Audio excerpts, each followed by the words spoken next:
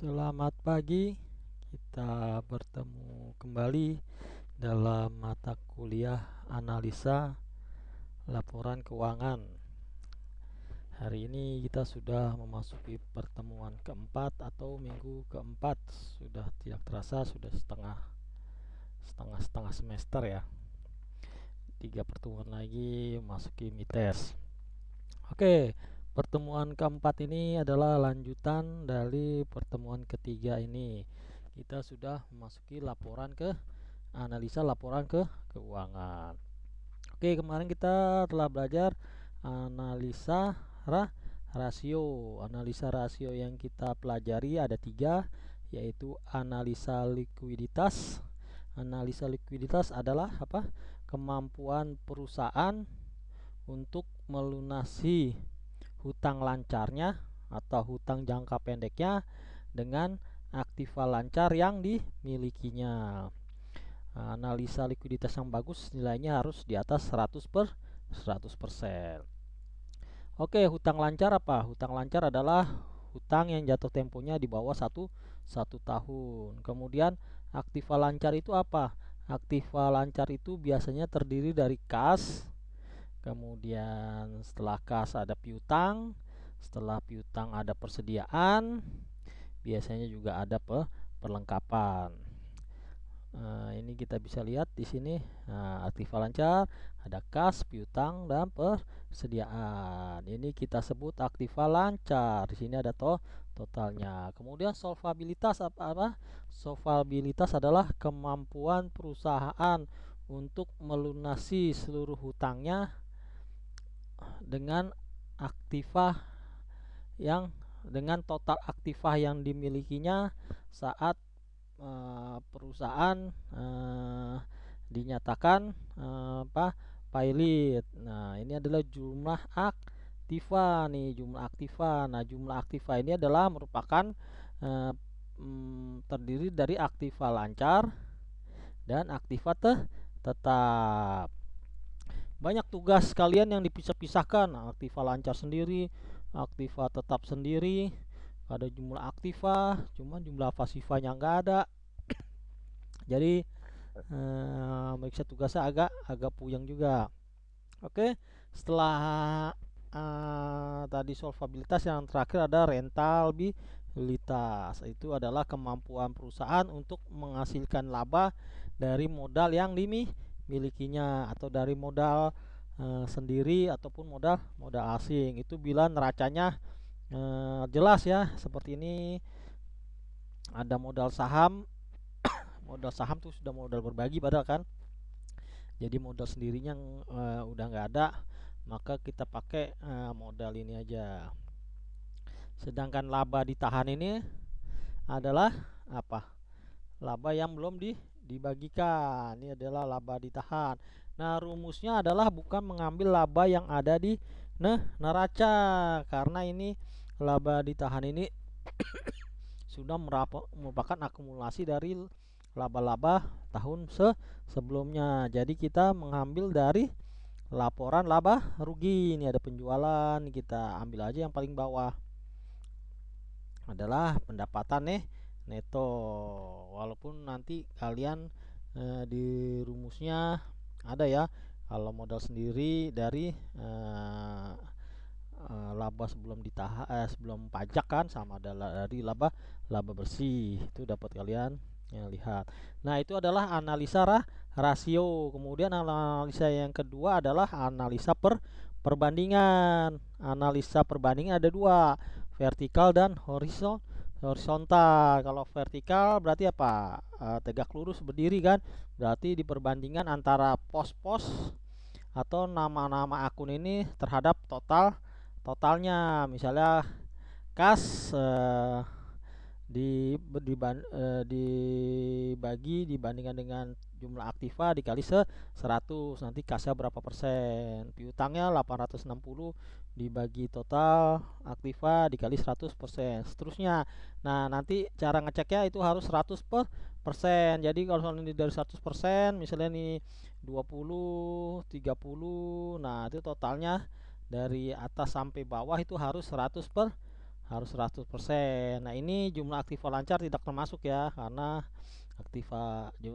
ini jumlah aktiva lancar bukan akun. Jadi kas, jumlah aktiva piutang, jumlah aktiva lancarnya, jumlah aktiva tidak lancar lainnya dengan aktiva. Nanti totalnya dia harus 100%. Kemudian kalau analisa horizontal adalah membandingkan antar periode 2008, 2009, 2010. Nah, ingat periode itu harus disusun berurutan dari yang terkecil ke terbesar. Jangan di sini 2012. Jadi yang terdahulu dulu dari yang terkecil 2008, 2009, 2010 dan seterusnya. Jadi analisa perbandingan ada dua, vertikal dan horizontal. Sesuai garisnya aja ya. Vertikal berarti terhadap total. Kemudian kalau yang horizontal terhadap perubahan waktu. Itu adalah pertemuan kita minggu lalu. Pertemuan sekarang kita lanjutkan. Kalau kemarin 2 periode, nah bagaimana bila lebih dari 2 periode? Nah, di sini ada aturannya.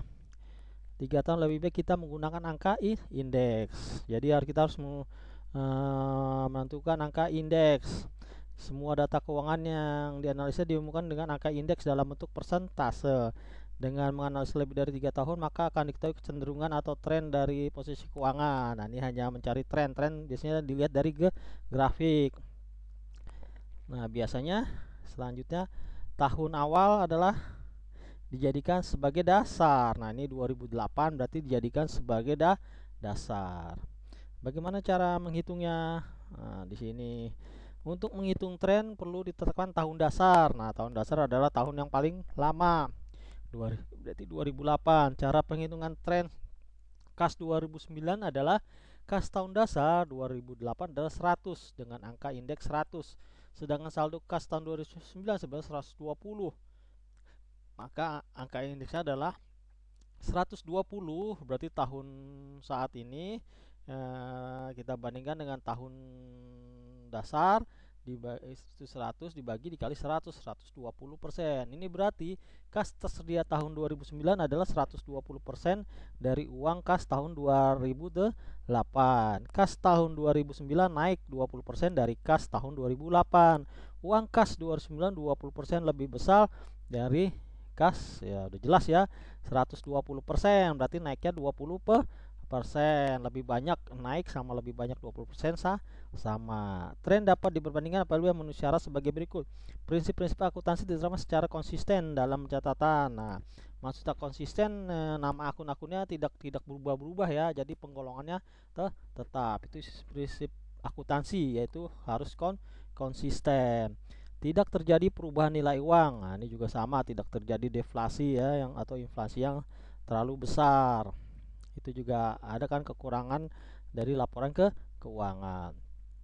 Kemudian laporan dengan persentase per komponen. Nah, ini persentase per komponen. Nah, kalau yang ini berarti keterangannya analisa horizontal. Yang selanjutnya ini adalah analisa vertikal. Nah, contohnya saldo piutang 1324, kemudian total aktivanya 5448, maka 1324200 dibagi 5488 dikali 100% sama dengan 24%. Nah, cara bacanya berarti apalah? Saldo piutang perusahaan adalah sebesar 24% dari total aktiva, atau saldo piutang menyumbang 24% dari total aktiva.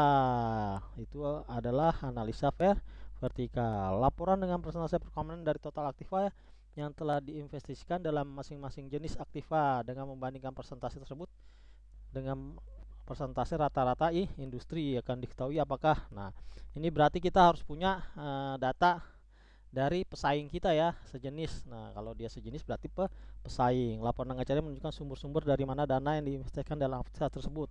Persentase per komponen hanya menunjukkan tren dan tidak menunjukkan ada tidaknya perubahan secara absolut. Oke, nah ini misalnya kita baca. Ini kan horizontal ya. Kita lihat nih angkanya 102 kan. Ini 2009. Berarti kalau di atas 100 berarti dia mengalami kenaikan. 102 berarti penjualan neto sebesar 102 102% dari tahun 2008. Atau kalau kita mau nyari lebihnya, berarti penjualan 2009 naik sebesar 2%. Jadi kalau dia angkanya di atas 100 itu berarti naik. Kalau dia 100 ini berarti dia tetap. Kalau dia turun, di sini nggak ada yang turun. Ini kita lihat 104 berarti dia naik 4%, atau besarnya 104% dari tahun 2008. Ini berarti 109% dari tahun 2008, atau naik 9%, atau 9% lebih tinggi dari tahun 2008. Nah, kalau ini 100 berarti tetap nih, hutang jangka panjang tetap angkanya 100. Nah, kalau ini, nah ini 90 berarti turun, berarti kas 2011 sebesar 90% dari tahun 2008, atau kas 2011 turun 10% dari 2008, atau kas 2011 turun 10% ya dari tahun 2008. Nah, di sini juga kita bisa lihat nih kan, kalau dia 120, 130 naik kan. Nah, ini juga kita baca naiknya kenapa nih. Nah, kita lihat ke bawahnya. Oh, dia naik karena piutangnya turun. Otomatis piutang turun, banyak yang bayar piutang. Makanya duitnya kasnya bertambah kan. Nah, ini juga. Nah, yang aneh tahun 2012 naik, dari 2011 naiknya gede 140%. Kemudian piutang turunnya padahal cuma dikit, ya kan, cuma 2% kan. Berarti ini naiknya gede banget. Dari mana dia naiknya? Sementara persediaan naik berarti kan dia banyak beli kan. Harusnya ini naiknya nggak segini. Kenapa nih? Kok bisa bertambah? Nah, kalau analisa saya misalnya berarti dia ada penambahan kas dari mana lagi? Dari keuntungan. Kita lihat keuntungannya naiknya berapa sih. Nah, kita lihat nih, pendapatan neto ternyata naiknya cukup besar, 238% nih kan. Nah, makanya dia kasnya bertambah. Nah, jadi dari lihat analisa tren-tren ini kita bisa lihat kan. Nah, misalnya kita lihat lagi mana, aktiva. Aktivanya nih cenderung naik terus kan. Nah, berarti dia belanja terus kan. Terus ini turun jauh. Kenapa nih turun? Oh, piutangnya naik nih dari 92, berarti banyak yang nggak bayar utang kan. Banyak yang nggak bayar utang, makanya kasnya nggak bertambah signifikan. Kemudian pembelian persediaan juga naik 145 jadi 161% kan. Oh, berarti duitnya ada yang dipergunakan untuk membeli persediaan. Kemudian kita lihat lagi, aktiva lancar kan, sama ini. Oh, sama, aktiva tetapnya juga naik kan. Aktivanya berarti uangnya banyak yang dipakai untuk berpindah menjadi menambah aktiva tetapnya. Ini adalah analisa horizontal. Kemudian analisa vertikalnya. Nah, analisa vertikalnya belum dibuat nih kan.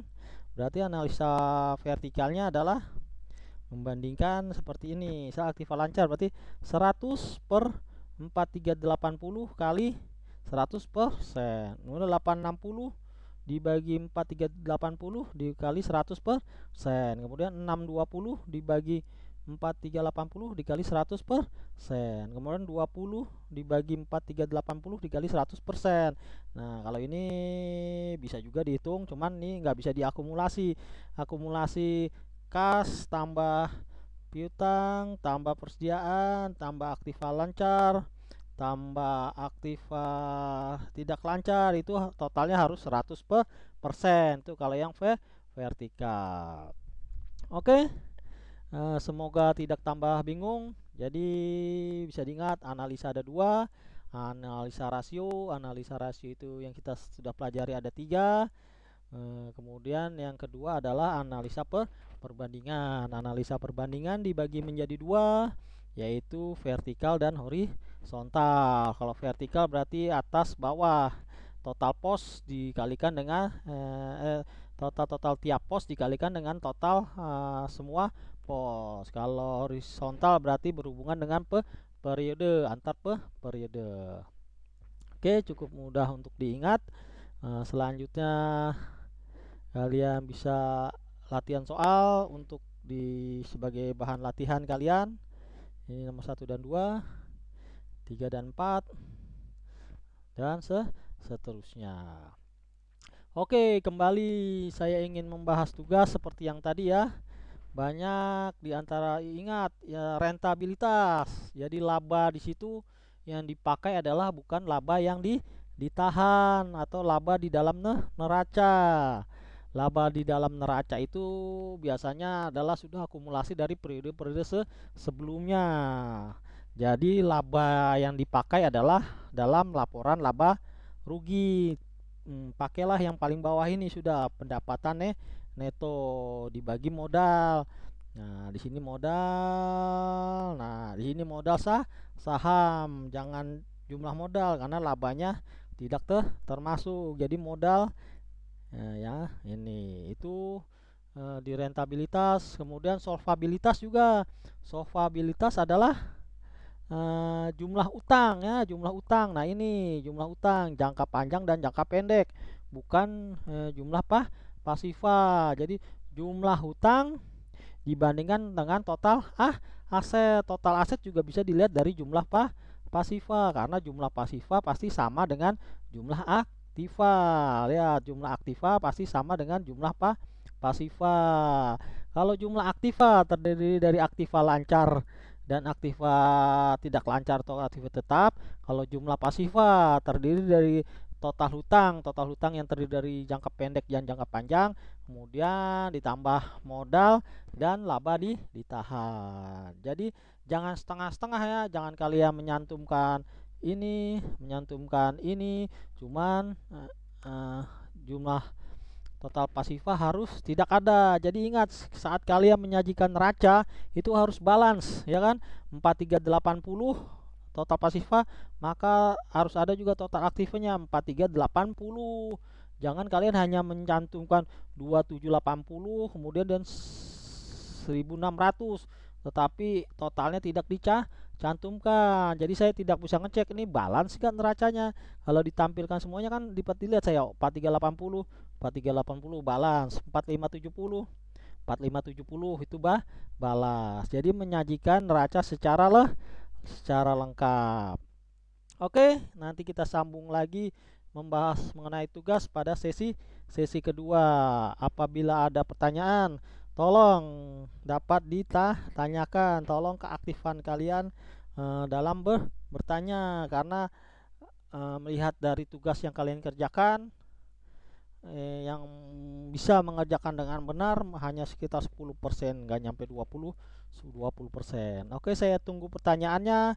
Tolong tanggapan kalian bisa diisi komennya di saluran videonya. Jadi saya mendapat feedback, nggak ngomong sendiri kayak saat ini. Oke, sampai bertemu di sesi kedua. Selamat pagi.